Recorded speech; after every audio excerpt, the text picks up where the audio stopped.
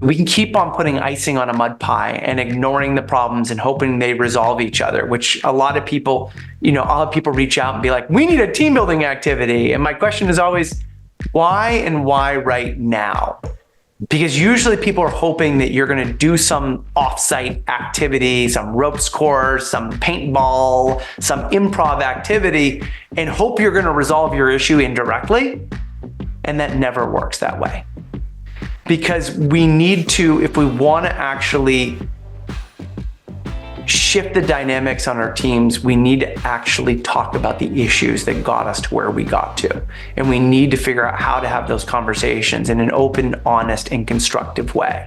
Greetings, everyone, and welcome to Unleashed, the fastest hour on the internet, where every episode I'm joined by a best-selling author or accomplished leader who shares common sense leadership ideas, all in the name of helping you make a greater impact. I'm your host, Jeff Tetz. Most leaders feel their business could perform better. At Results, we help leadership teams achieve their bold visions by providing a unique system of accountability and ongoing coaching to create more predictable and successful outcomes. Reach out for a conversation at unleashresults.com.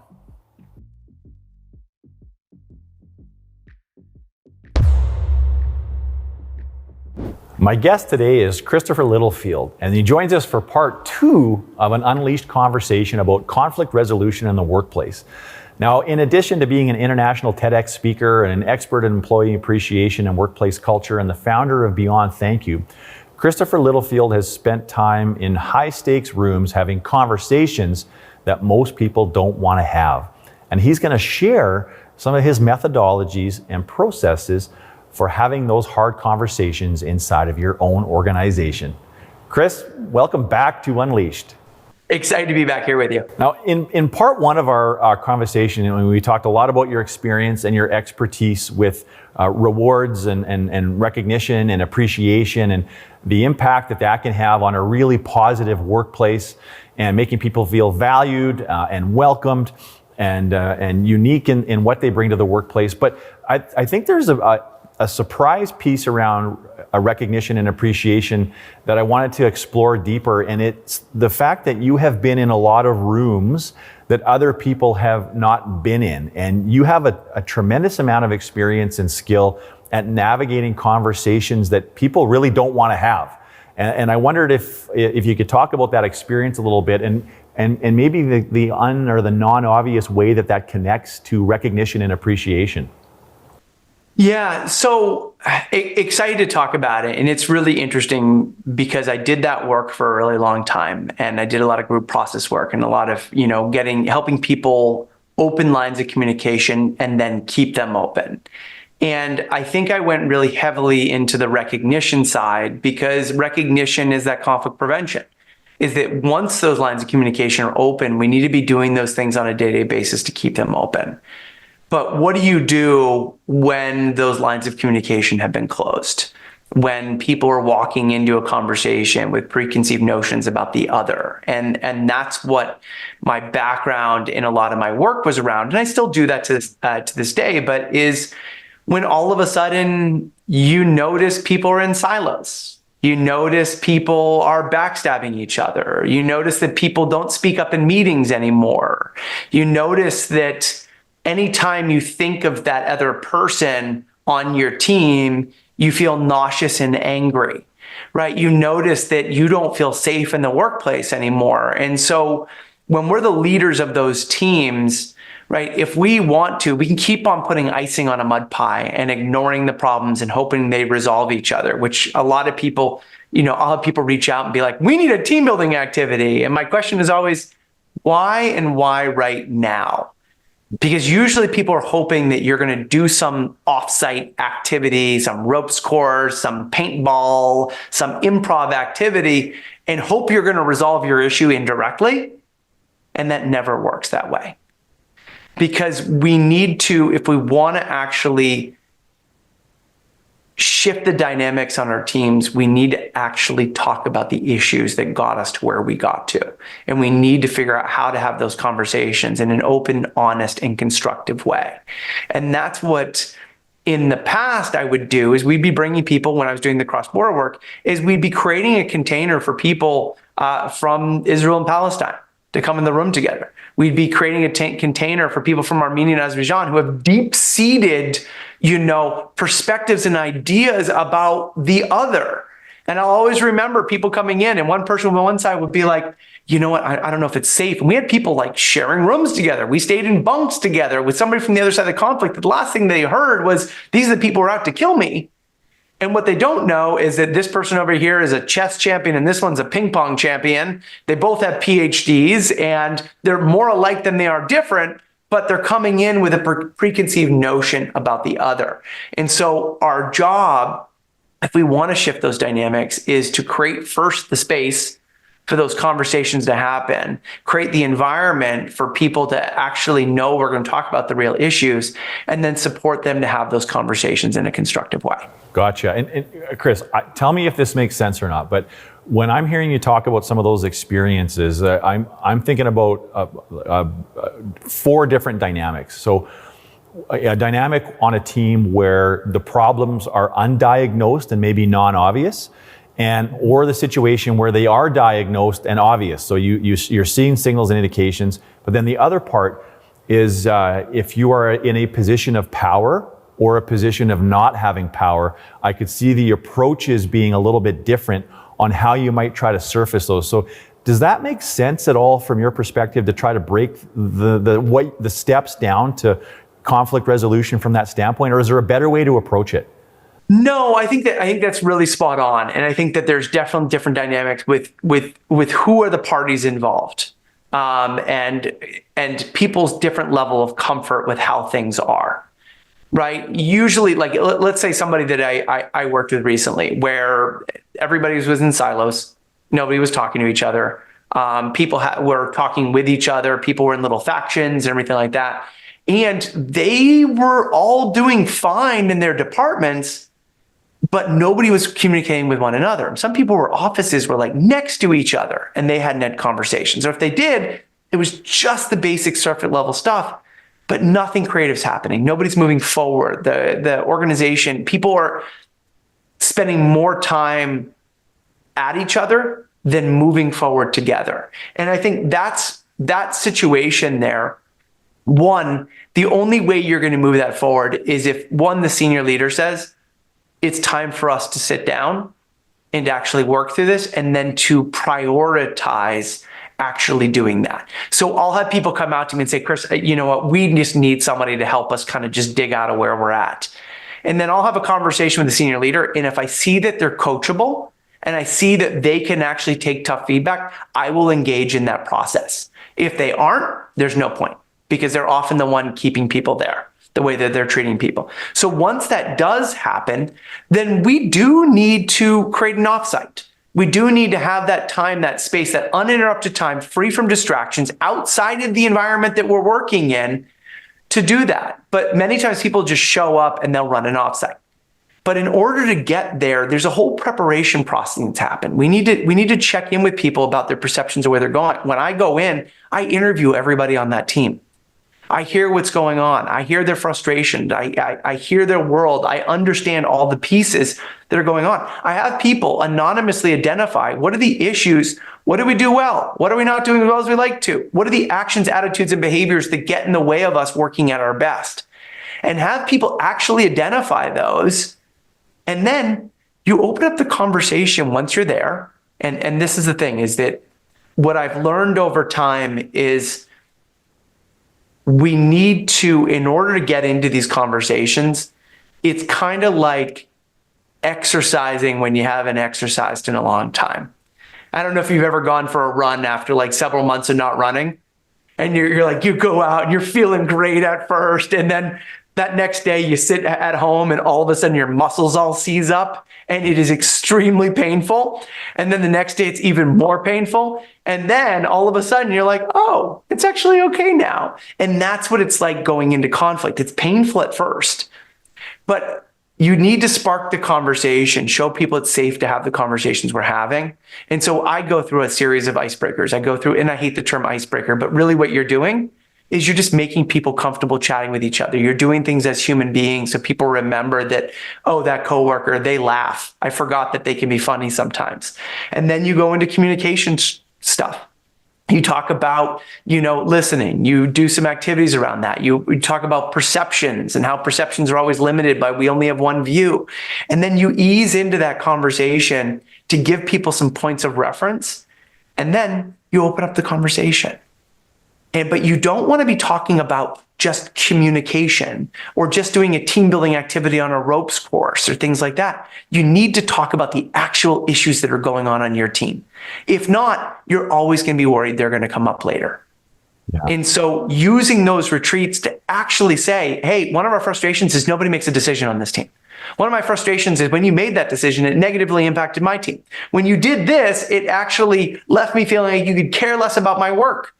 And you get people to share those things. And then as people get triggered and they start to go, that's where you need an external facilitator to slow down the conversation at first, to then say, okay, let's stop. What did you hear them say over there?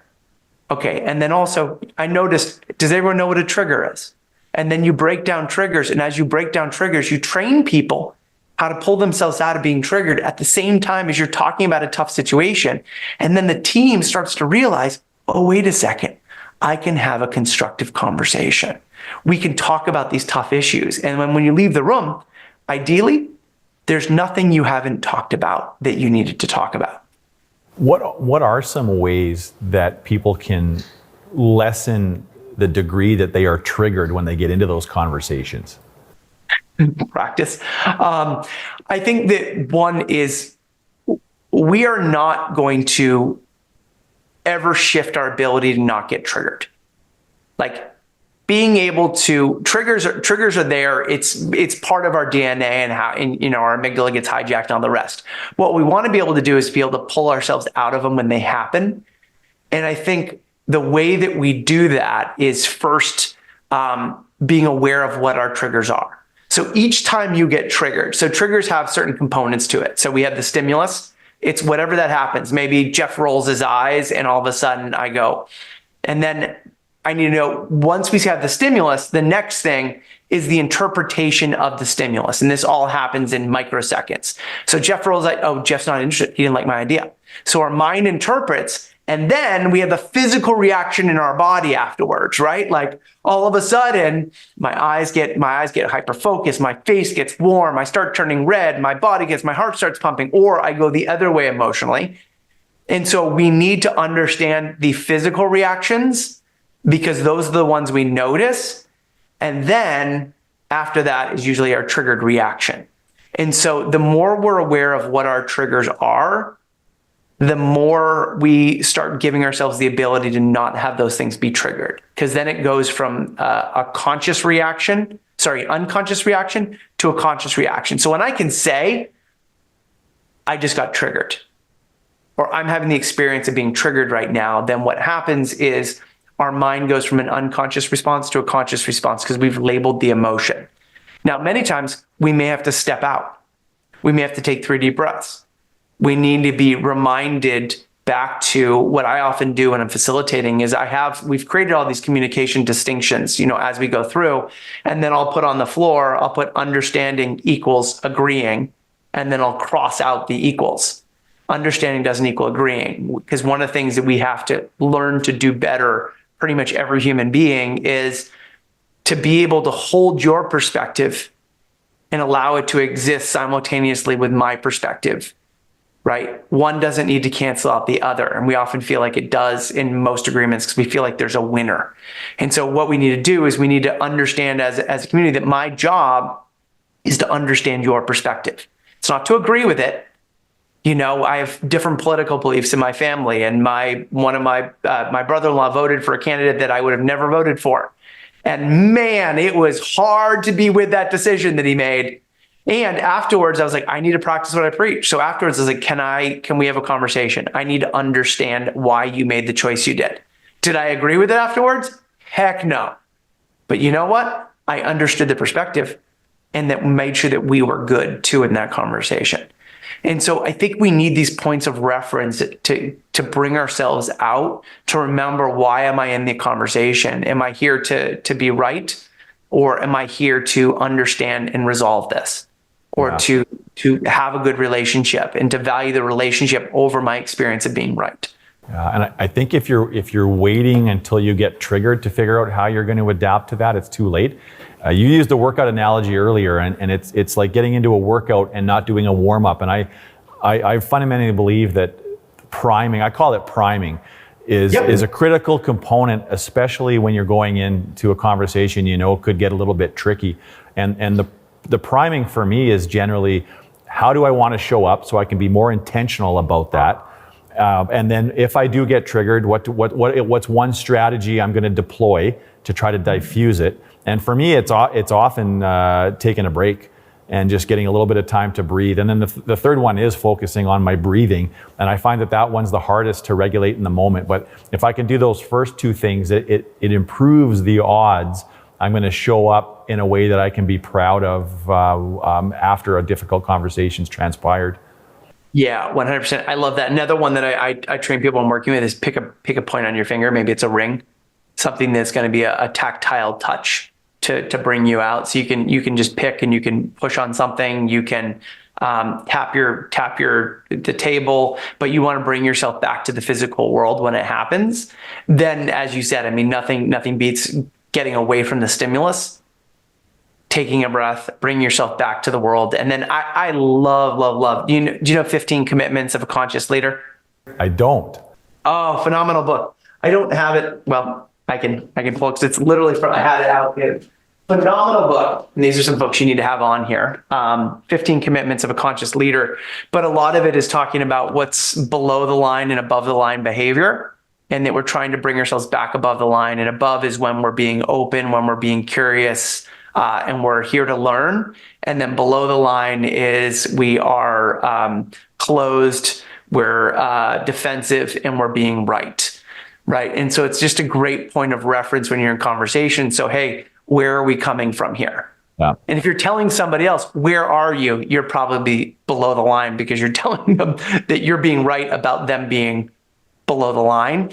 But it's having those points of reference that just pull us out from the mental spin and bring us back into relationship with other people. I want to go back to the other workout analogy that you used. You talked about if you haven't gone running in a few months and you get back into it, you're pretty sore for a few days afterwards. But there's something that was compelling enough for you to start running in the first place. What are some things that make the pain worth it for teams to go through that mental anguish and that mental pain of having difficult conversations with each other?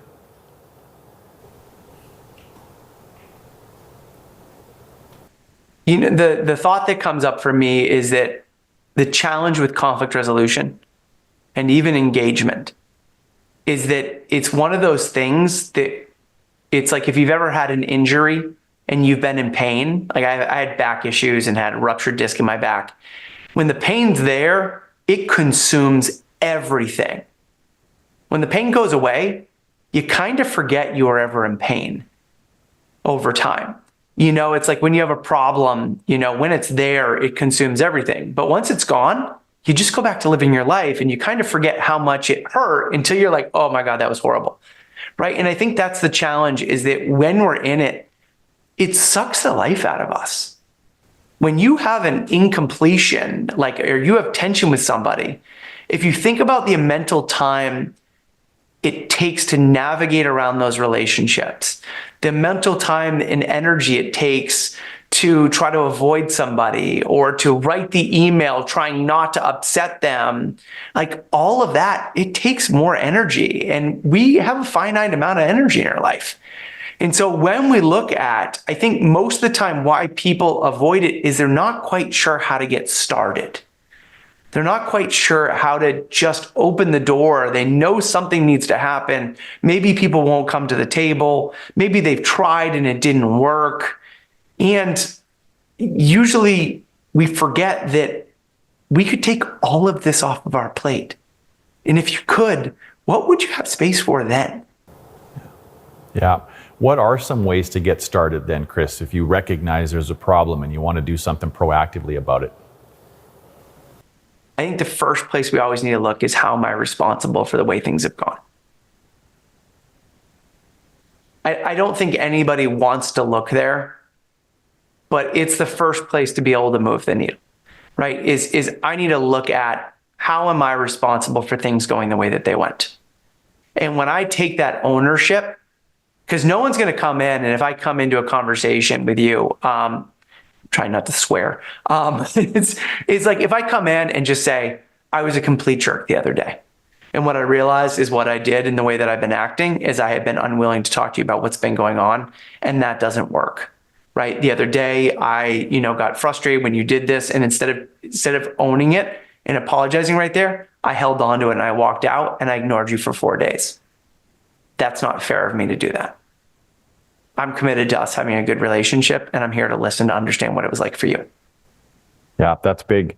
And after that, and then, I mean, what happens after that? I guess are there some other tactics? The crazy part is that everyone thinks that it's going to take so long to resolve dynamics.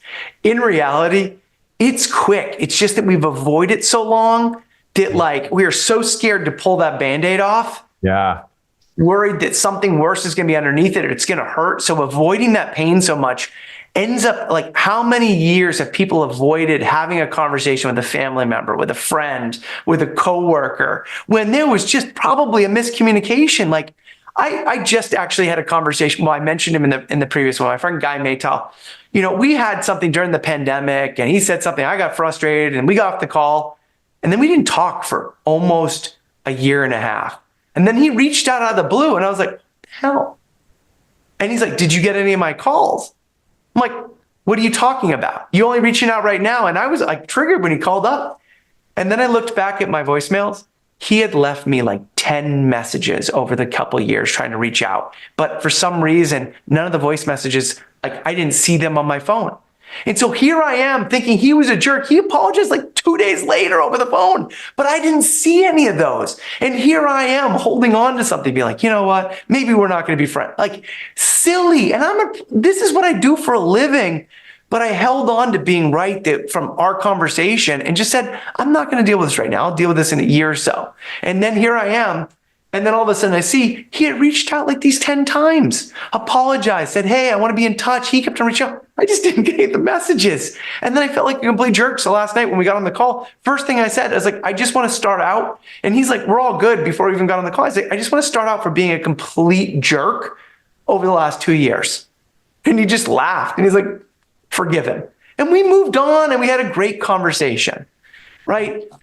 But because we'll hold on to it, because we hold on to being right, because whatever it can be, whatever it may be, then we don't engage in that conversation when many times it can be resolved as soon as we're willing to let it go. Yeah, so lots of power in just taking personal responsibility. I mean, in a perfect world, we would get to a place where we would all do that, but we're not so fortunate that happens all the time. And I think it's probably more rare that happens than common. If you see somebody that should be taking personal responsibility, but they're not, what are some ways that leaders can start to engage in those uncomfortable conversations? Because I think those are very difficult. Yeah, you can't have somebody else take responsibility. What you can do is you can point out the impact of their behaviors and you can hold them account for it. So I can't, if someone's a jerk in meetings, right, and rolls their eyes every time somebody else makes a comment, I can't get them to take personal responsibility, but I can hold them account for their behaviors. Said, hey, you know what? I don't know if you're aware of it, but when you're in meetings, you roll your eyes when other people say something. That's not what we're committed to on this team, okay? And if you can't be in the room without rolling your eyes, then I don't want you there because we're not going to have productive meetings. And if you can't find a way to work with so-and-so and work through this, right, then this may not be the place for you to be. Right? I'm here to listen to what's going on, but you need to figure out what you need to do to be able to make things right with the two of you. Yeah. Chris, how do you know when you've got a problem that's too big to solve without external help? Oh, that's a good one. So I'm just thinking of a specific client scenario where they reached out. It's many times I've been brought in with teams where everybody is struggling with the same person. And if everybody's having a problem with the same person and everybody's like, we've got them a coach, we've got them support, HR is supporting them, everybody's trying to do it, then guess what? All your time and energy is dealing with the drama that this person's creating. That person may need to go. And I can't tell you how many times this team that I was working with, 5 people, all the same person. And I was like, folks, why is this person still on your team? Well, because people are committed to developing people. And I think this is where we've sometimes the pendulum swung too far over. And we forget that psychological safety is also making sure that we don't have people on the team that rob that safety from other people. Because we think that we're trying to be safe for everybody. But if we're doing that and we're allowing those behaviors to go, right? And we're allowing people to talk crap about each other. We're allowing people to use slurs and insults with each other. When we make it okay to do that, we're giving permission for everybody to do that. And people are going to sink to the lowest level. And if one person is doing that and we're not saying anything, other people are going to feel that they can do the same thing, either outwardly or behind the scenes. Yeah. One of the things I've heard you say too is intuitive as it can seem to start there, when you have a team that's not seeing eye to eye, starting with common ground is not always as effective as people might think. How come? Because people want to talk about the real issue. And so they're like, hey, we're going to talk around the issue. And for many teams, no one's talking about what's really going on. And everybody's kind of ignoring the elephant in the room. And they know they need to do this, yet they're avoiding it. And so when we talk around the issue, it's like, can we talk about the real thing that's going on right now? And many times it's with a leader. But nobody wants to do that because they're worried the leader's going to get upset. They're worried they're going to trigger somebody and the conversation's going to go the way it's always gone. And so I think that you have to give people a context for why we're doing what we're doing. So when I go and I do icebreakers in the beginning, okay, a lot of people hate icebreakers. I hate the term icebreaker. I don't like the term team building. Like, it drives me nuts, but it's, I wrote a book, 75 Team Activities for Remote Teams. I don't like the word team building, but it's what people search for when they're looking for activities to connect as humans, right? And so we do those things because that's what gives us the, like, wait a second, there's a little goodwill. That person smiled. That person listened. That person heard me. I actually heard that person didn't get upset and angry. And then all of a sudden, people start inching out a little bit more into that conversation. I call it the 1 o'clock rule in retreats. It's always around 1 o'clock where someone drops the first bomb. And it's like somebody opens up and takes the risk after lunch because, okay, let's get to the issues, right? But this is why it's so important to talk about the real issues on our team and not do some scenario that we hope is going to get to the issue indirectly. Because when we talk about the real issue, well, then the issue gets complete. Then we can figure out a plan to move forward. All the emotions are out around it. Like when I did the cross-border work, many of these programs, and this is why I loved the partners that I worked with, many programs, they just talk about what we have in common. Oh, you use Palmolive soap? I do too. You like soccer? I like soccer. But then if an issue comes up, if the conflict flares up, well, you're just one of those people. But if I've had a conversation about the most sensitive issues that led to the current state of our conflict, and we've talked through all the history, like trigger points of the Holocaust, the genocide, everything that went on, if you've talked about it and I sat with you from the other side and heard your perspective, maybe got triggered, but stayed with you. And then that night we went and had dinner together and we laughed and we played a game and we did something else. We had drinks together. Wait a second. I can talk about difficult things with you. And this is where that, coming back to Kim Scott and radical candor, right? In order to be able to give radical candor, we need to have a relationship. This is why you need both of those things simultaneously. We need to care personally, and we need to share with people that we care for them, we value them, and we also need to give that candid feedback. Because I'm not going to trust you if you only praise me. Because what is he really thinking? And I'm not going to trust you if you only criticize me. because you clearly don't care for me as a person. But if I feel like you care for me as a person and you care enough to share those tough things with me, then we're like this. Yeah. You are reminding me a little bit of a framework from Dr. Tina Opie. She's in the Boston area, actually.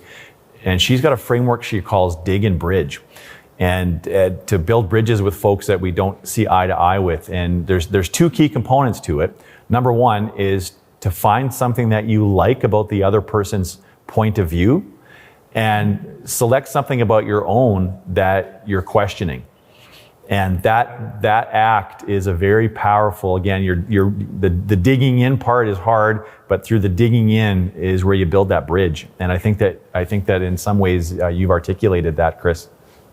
Yeah, 100%. I heard a question the other day that I absolutely loved, and I think it should be written up on the board everywhere, which is, listen as if you're wrong.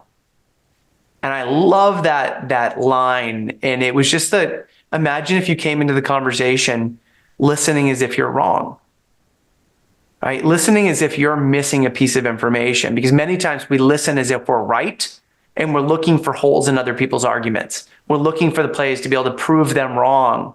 And, if I go back to my Israeli-Palestinian work, I'll never forget this Israeli kid this first summer. And we were in dialogues, and his name was Shuki. And I'll never forget Shuki, because this moment, he walked out of dialogue the first day and he's like, I won today. And I didn't make him wrong for what he said. He's like, I won in dialogue today. He's like, I made arguments and they couldn't come back. He's like, everything they said, I had an argument for it. And I'm like, well, Shuki, why do you look so upset? He goes, I don't know. I don't know.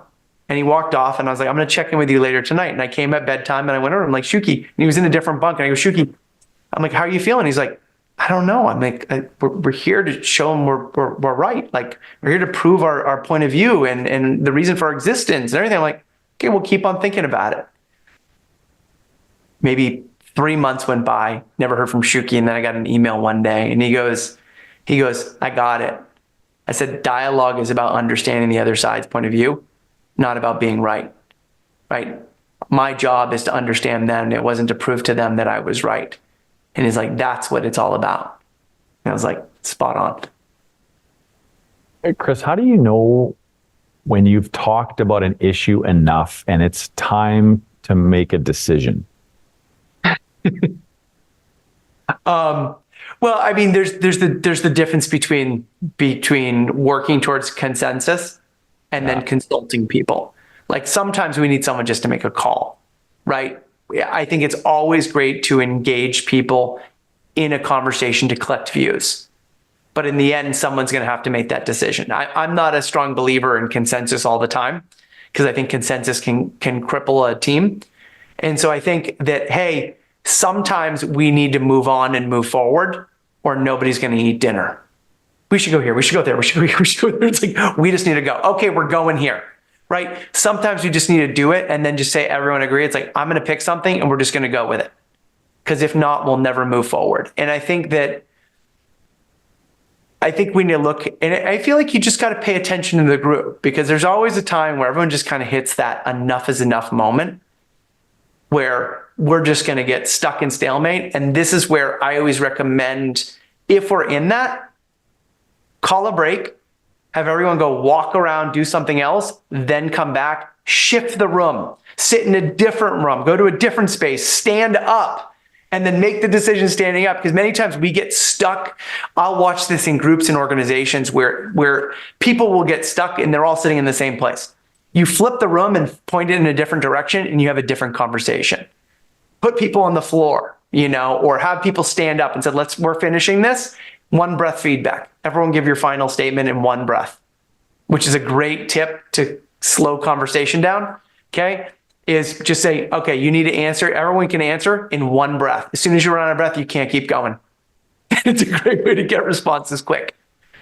Are there types of decisions that do require consensus? Because I'm trying to think of situations that I've been in where. Give me an example that you're thinking about. Well, I don't. That's what I'm having a hard time with, because I kind of view consensus as a spectrum. It's like you'll have varying degrees of buy-in, and it's almost like, when I think of consensus, is that everybody has to be at least at a certain threshold of buy-in. where they're going to be committed. And there's some Lencioni stuff around, like as long as people have a chance to air their grievances and share their unique perspectives, that it'll enhance the amount of commitment. But I mean, you're never going to have a situation where people are 100% committed to a decision. And I guess I'm trying to kind of grappling with that a little bit. I think you need to look at what's the overall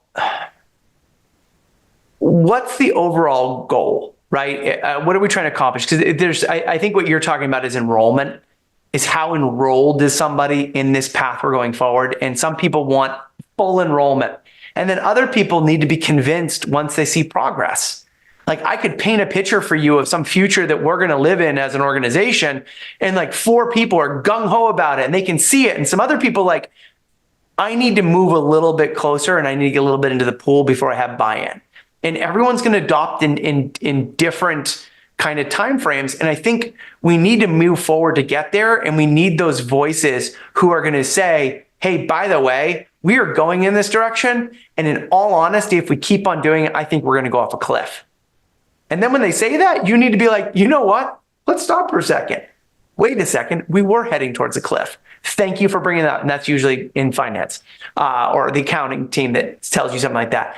So I think it's a matter of how much enrollment do we need from people? Who's enrolled? Who's not enrolled? And if they're not enrolled, a great question to ask is, what's missing for you that you need to be okay going forward with this decision?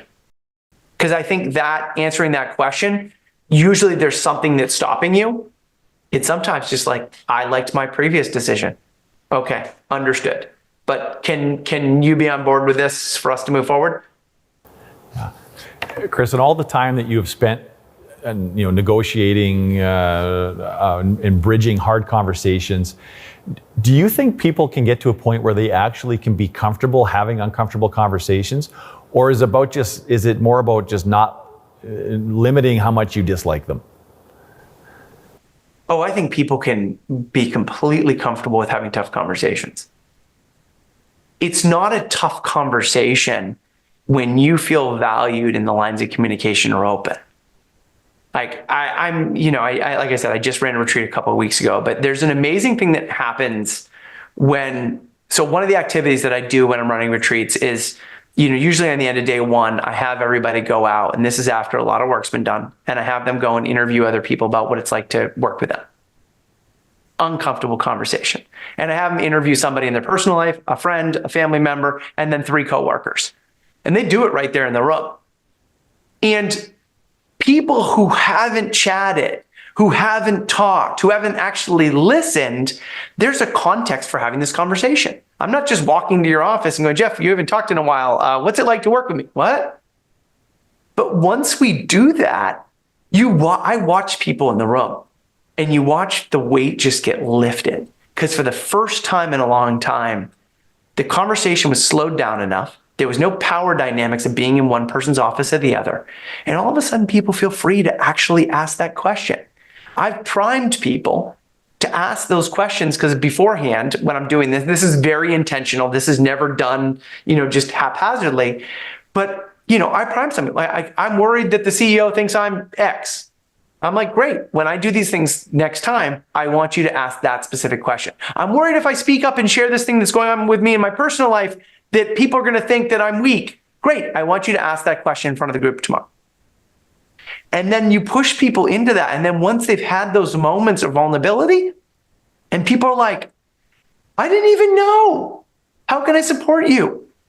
Then what happens is once that door opens up, then people go, hey, Jeff, was I a real jerk the other day? How'd that come across?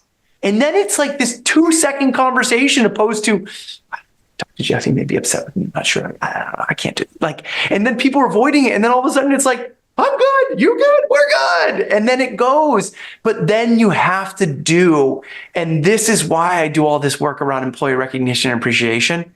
And I don't like that I'm labeled as the appreciation guy, right? Or the recognition guy. But I realize that when we're doing that stuff, guess what? We don't get to that whole other mess.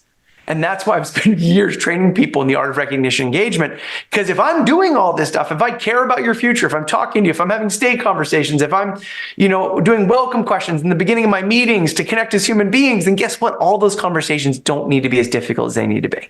Yeah, as soon as you started talking, you were causing me to reflect on the relationships that I have where difficult conversations are actually not that difficult, and then all the other relationships where they are difficult. And I would paraphrase the ones where it's easier to have tough conversations as there being a lot of trust and care. And that's a lot. And for those of you that haven't listened to part 1 yet, please go back and listen to part 1, where Christopher talks about his experience and expertise in appreciation, because he talks about a lot of ways to send people signals of care and trust throughout that then make it easier to dovetail into conflict resolution conversations. So thanks for that, Chris.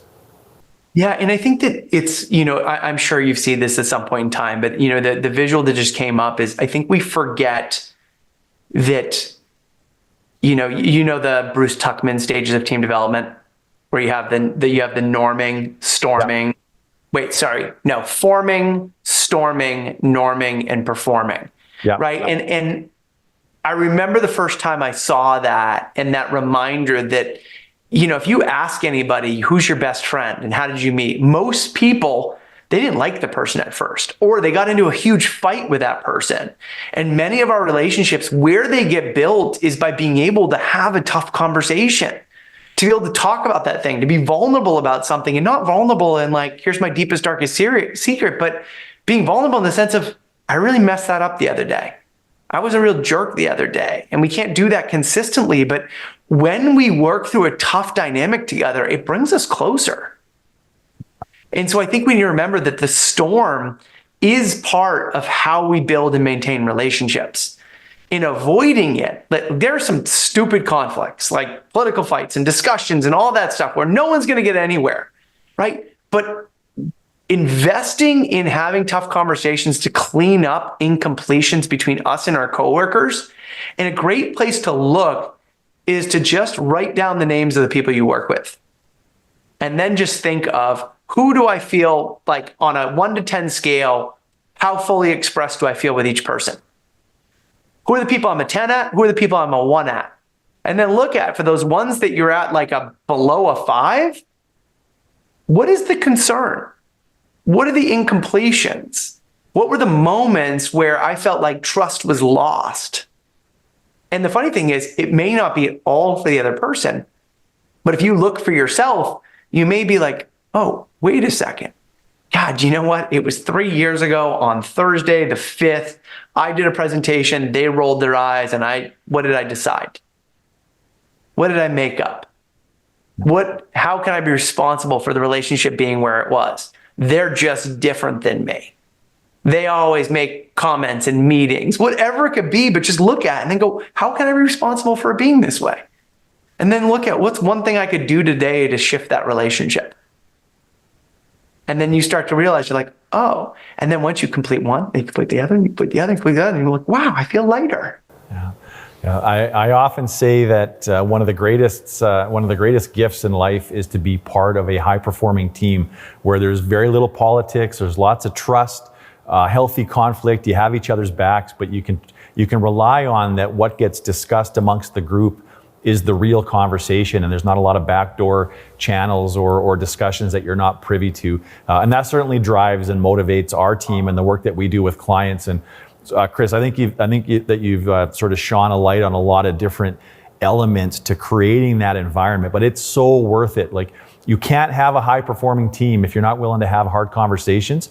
And what's waiting on the other side, it's not just about making better decisions, but it's such a gratifying experience in life if you can be part of a team like that. So if you're avoiding these difficult conversations, just remember that they're often worse in our imaginations than they are in reality. And I think that you've shone a light on that. So thank you. Yeah, and it's oftentimes we love to say we don't have time to do it. In reality, we don't have time not to. Yeah. Oh, that's so well said. Chris, I have a few unrelated closing questions for you. Please. The first one was, knowing that you've written a book, 75 team building activities for virtual teams. I wondered if you'd share maybe just some of your favorite. Yeah, definitely. So this book was one I never had planned to write. This was a pandemic. I'm working on another book, and it was during the pandemic, and people were just looking for ways to connect. And because I had been running retreats and doing team building, I had lived abroad for a decade, I just started pulling things together. And I was like, you know what? I could probably pull together a book, and it ended up doing quite well. And I think that a few of my favorites, the simplest ones, is just a couple rules of thumb in general for every virtual meeting or even in-person meeting. We always want to make time for connection before content, and we always want to make time for gratitude before goodbye. And another one is the 1/6 rule. And so for every hour of meeting time, 1/6 of it should be used for relationship building. So if it's a 1 hour meeting, 10 minutes, a 2 hour meeting, 20 minutes. If it's a 3 hour meeting, that's inhumane. Nobody should have 3 hour meetings. Okay. And then the other one is that if every 6 meetings as a team, if you have a weekly meeting, every 6 meetings, one of them should be devoted just to relationship building, to talking about how we're working together. So we want to make sure that we're having those check-ins. And if those are one-on-ones, every 6 meeting, maybe you do just stay conversation, you check in. So what can we do in that 1/6 of time? One, when you get on, one of my favorite questions to ask every time you get onto a call or into a meeting, what were you doing 5 minutes before this meeting? And the reason why we asked that, and this just happened, I was prepping for a keynote I'm doing in a couple of weeks, and we got on, I'm like, what were you doing? She's like, I just came from another meeting with everyone else. I'm like, do you need to go to the bathroom? Do you need to get a glass of water? And the girl goes, oh, thank you so much. I'm like, I haven't been able to go for the last 2 hours. And I was like, yo, just being human, but triggering empathy among each other by realizing where people are coming from. And then another great alternative check-in that we can do is, instead of getting on the call and go, how is everybody doing today? Instead, use pulse check questions. So you can have everybody join the call and say, on a scale of 1 to 10, what's your energy level today? Or how supported do you feel? And have them put it into the chat or hold their hands up. And then you can follow up by asking, hey, why did you pick the number you did? And is there anything you or the team could do to bring that number up? Okay, so there are some simple kind of check-ins you can do. And then I think we just need to keep on learning about each other. And so you can start each day with a welcome question. And I believe on my site, there's a link to download, I think 35 welcome questions. There's a bunch in the book. And just questions you mix in. You can ask things like, if you went to your refrigerator, what's the oldest, most expired piece of food that you have in your cupboard right now? Right? Because everyone buys something, and then what's the story? Why did you have that? Or who was your favorite teacher? Or what's one thing life's teaching you right now? And then just open up for people to share. And for leaders, I'll often share these ideas, and leaders like, if I ask that question and we have 10 people on our team, we're not going to answer those in 10 minutes. So one thing you can do kind of alternatively is ask the question, have everybody answer in the chat. And then what I recommend is that leaders keep cups on their desk with the names of all the people on their team.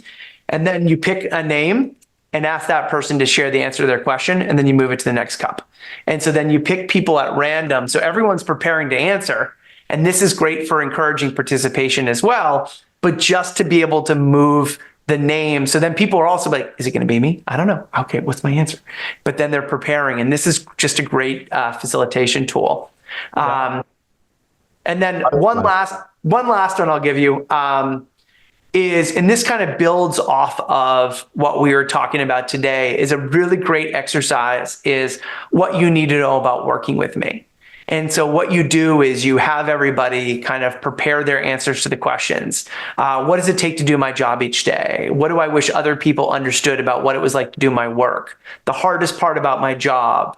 How I explained my job to people outside of work, what I love most about my work, what do the people I work best with understand about me? And you give people these questions, you have them fill them out ahead of time, and then each meeting, one person shares. And then they just share what they need to be at their best, and maybe put it all together in a Google Doc. But you just spend time to learn what people need to know about one another to be at their best. Super tips. And that's probably the most frequently question I get asked these days is for virtual team building ideas and tips. So you've got lots there. And definitely encourage everybody to check out your book.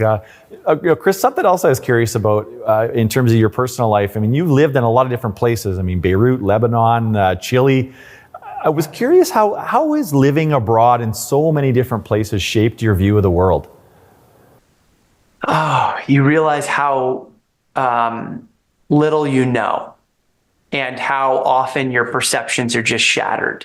I had worked because of the Israeli-Palestinian work. I had been to Jerusalem. I had been to Israel, to Palestine, to Jordan, to Egypt. I'd been to these folks. And I remember when I landed in Beirut, and I remember walking around the first day being like, oh my God, am I safe here? Everyone's talking about Lebanon.